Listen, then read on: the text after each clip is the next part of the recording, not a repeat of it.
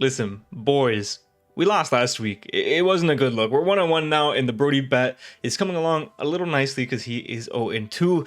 I want that $50 in my pocket. I want to steal Brody's money from him, so we have to win this week. We're facing CB Marcus, who you can check out in the top right-hand corner right now. They have a super scary team, very offensive team, and they're forcing me to play a little bit out of my comfort zone with my team, at least as far as my build goes. So we'll see how it goes, man. But before we get into all that, did you know only 35% of my viewers are subscribed? Only 35%. That number has steadily increased, but I could get to like 50%, man. If every single person watching my shit subscribed, do you know how many subscribers we would have and be able to grow this community even more? So go ahead, do me a favor, go check and see if you're subscribed. Even if you think you are, you might not be. And if you're subscribed, it helps push the channel into the algorithm and helps me grow this amazing community that we have so far. Speaking of community, I am doing a community league you can check out down in the description below. Join the server and join in that and watch the community league unfold. I'm also streaming that every Monday. I watch along, and then I know I'm pushing a lot of stuff at you guys. We also now have channel memberships. There should be a Chi Pao graphic on the screen right now. I love my boy Chi Pao telling you guys about what you could get if you become a channel member today. Hey guys, John Jr. here, bringing you guys another WPF team builder video. And I know that was a super long intro, and I appreciate you guys for sitting through it. Today, like I said, we're going to be playing Marcus, and Marcus's team is as follows. He has, of course, Palafin, who is super scary into our team, but thankfully, Terra was banned on this Palafin. A Lando I, who does have access to free Terra, and free Terra is broken. Kingambit, Mew, Talonflame, Arboliva, Tinkaton, Gallade, Hisuian, Electrode, and Lycanroc. And this matchup is super weird for a lot of different reasons. Reason one, Palafin destroys our team. It can 2-hit KO most Dondozos, especially because we have potential Grassy Surge. Grass Knot can destroy us, Boomburst can destroy us. Palafin is just super scary. It is kind of hard to lock down a set into us, but that Mon can destroy us. Oh, and before I forget, we also made some transactions. We dropped Dragonite and Kricketune. I don't even know if I put Kricketune on last week's graphics, but we dropped them for Iron Jugulis and Altaria. Altaria provides us another defogger, and Iron Jugs is gonna come to more matches than Dragonite was. Dragonite, honestly, looked at every single matchup, it was gonna come maybe 2 times. Jugs is gonna come more than 2 times, thankfully. Lando is super scary. We don't have a switch into that Pokemon on the team,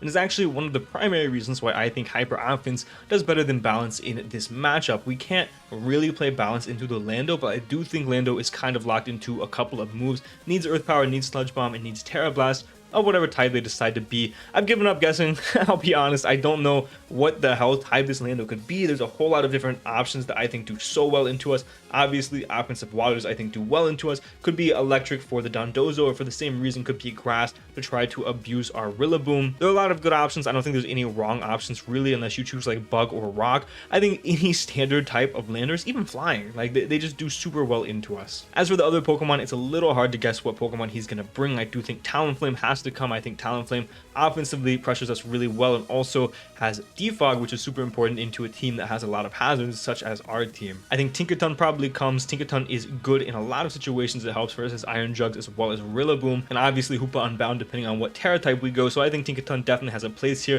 And then the last 2 slots I think can be a couple of different Pokemon. Kingambit might need to come just because Gengar destroys the team otherwise, but even with Focus Blast on that Gengar, we do destroy the Kingambit. So if they opt to not go Kingambit, that makes a whole lot of sense. Arboliva is actually a pretty decent Pokemon in this matchup, so I could totally see Arboliva coming. Even Gallade offensively really hurts us, so I could see that Pokemon coming as well. Lycanroc can offensively pressure the Volcarona, and I've not mentioned Mew yet. Mew is definitely a Pokemon that I could see coming because it walls, quote-unquote walls Zamazenta. It could be just the Zamazenta check, but outside of Zamazenta, it does very, very poorly. So I'm actually very curious to see if they end up bringing the Mew or not, which they might have to try to wall the Zamazenta because it's their only immediate answer. And then Electrode Hisui could come for speed. I guess that's like the only reason. That is the mon I expect the absolute least on the team. As far as the team we are bringing, like I said, I'm a little uncomfortable because we are playing Hyper Offense, but I think we can still get a win with this team. We have Zamazenta as our first Pokemon as per usual, and we're rocking a Howl 3 attack set this week. Behemoth Bash, Close Combat, and Stone Edge.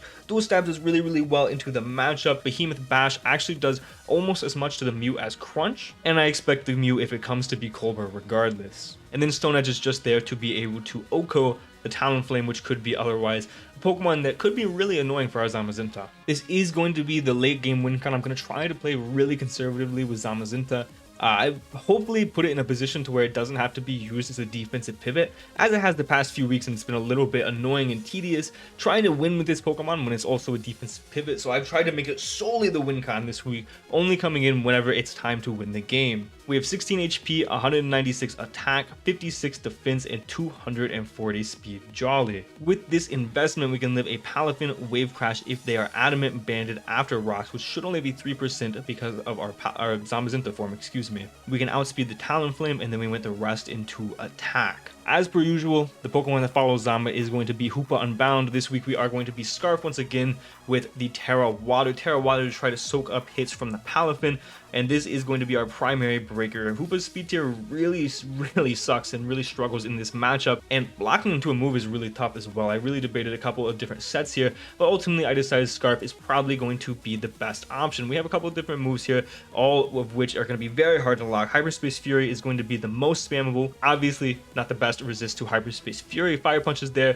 for coverage on not only the King Gambit, but also the Tinkaton Drain Punch to Oko, a potential King Gambit if we ever get in a situation where we need that. And then Terra Blast Water as a move to hopefully potentially lock for some good neutral coverage on things like the Tinkaton and King Gambit, as well as hitting Talonflame and the Lando for super effective damage. We're 188 attack, adamant, 72 defense, and 248 speed. This allows us to outspeed the Talonflame because we cannot outspeed the Electrode, or we might be able to. I just didn't respect it, to be completely honest. I didn't even check. And then we can live 2 banded jet punches once we are Terra from the Palafin if they are adamant, and then we put the rest into attack adamant. Like I said before, this is the primary breaker of the team, and the next Pokemon we are bringing, the next couple Pokemon we are bringing, are going to be here primarily as pivots, and the first one of those is going to be Jugs, coming the first week that we picked him up. Actually, does pretty well in this matchup. The speed tier is super elite in this matchup with 108.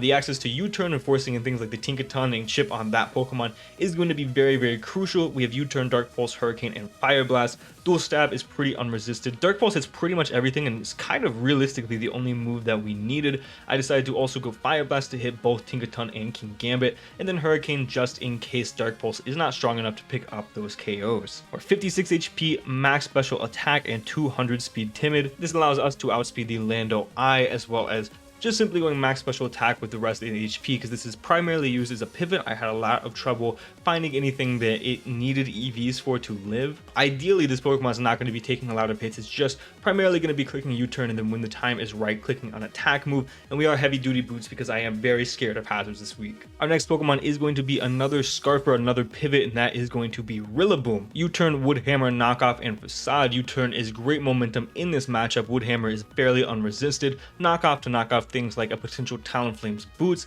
and then facade once we get flame body burned inevitably. We're 100 attack adamant with 200 defense and 208 speed, and I really like the Scarf in this matchup because it helps us outpace and revenge something like the Palafin and the Landorus pretty easily. And if Landorus does decide to be Terra Grass or Terra Water, this very much helps. But this is going to be our lead because I expect Palafin to be led because it is probably one of the best Pokemon in this matchup, so getting that hero transformation off early is going to be crucial. We can U-turn on the Talonflame and then get into our last Pokemon that I will talk about very easily and get hazards up and potentially set up the end game, because his only remover is going to be Talonflame, in which our hazard setter beats. Our next Pokemon is another pivot. Who would have thought? We unfortunately could not bring Wincon Volpocalypse into Palafin and Lycanroc. There was just no way we would ever set up a win with this Pokemon. So U-turn, Tailwind, Fire Blast, and Giga Drain. U-turn for momentum, Fire Blast plus Giga Drain hits everything on his team. Tailwind just in case late game we need a little bit of speed on our Hydreigon or our Rillaboom. Even though it probably won't come into play, I couldn't find a better last move. Maybe Will-O-Wisp, but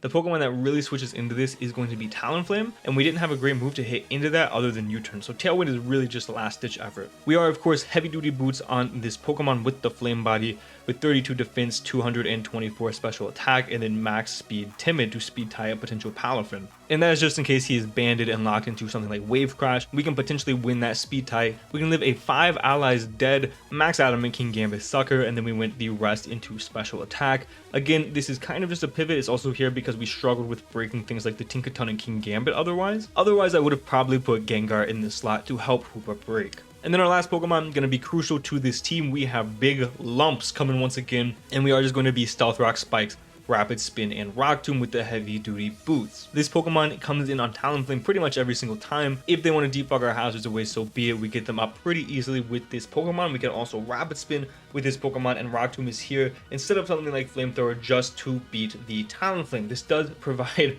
a little bit of a scary situation whenever Palafin inevitably comes in on this Pokemon, or Landorus comes in inevitably on this Pokemon.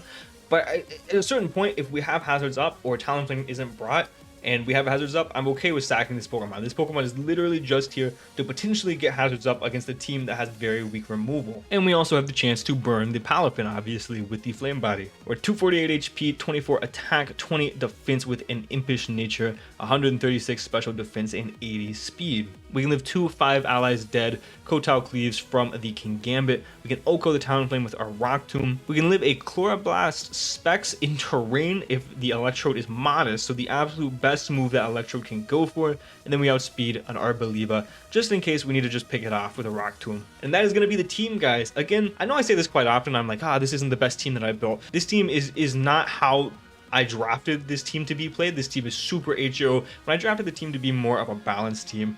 And unfortunately, I feel like Palafin plus Lando really forced my hand because I don't have checks to those Pokemon. So I have to outpace his offense with my own offense. And we're going to try to do that, man. Hopefully we can do that. Like I said, we're likely going to lead Rillaboom. We're going to U-turn on the Talonflame coming in, maybe get burned and have a strong facade in the back, and then get our rocks up with our Coalossal. Game plan super simple. Just chip everything down into Zama range and try to win the game with Zamazenta. Also abuse bad hazard removal. Let me know what you guys think of this team down below. And also shout out to my SNOM senior members for making this video possible. AncientKazan, SJ, and of course, Thriller. Thank you guys so much. I really appreciate your continued support. And be sure to catch this WPF match on Friday. Thank you guys so much for watching. And for now, guys, this has been Johnny Jr. signing off.